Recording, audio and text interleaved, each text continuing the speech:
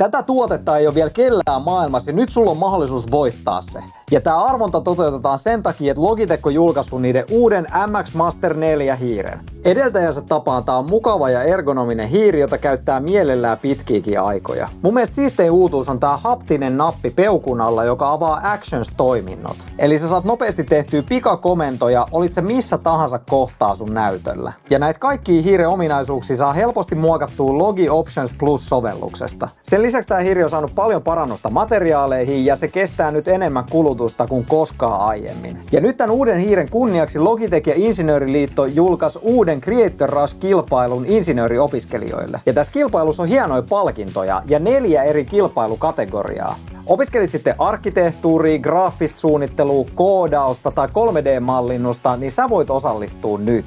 Käy kattoo tiedot Bion linkistä. Ja nyt siihen arvontaan. Arvonnan kohteena on tämä Diodi Digikoru, jota ei ole vielä kellään maailmassa. Sen sisällä on NFC-siru, joka avaa digitaalista sisältöä, kun sen asettaa puhelimen viereen. Jotta osallistut arvontaan, niin arvaa, minkä elektroniikan tuotteen osan pohjalta tämä koru on luotu.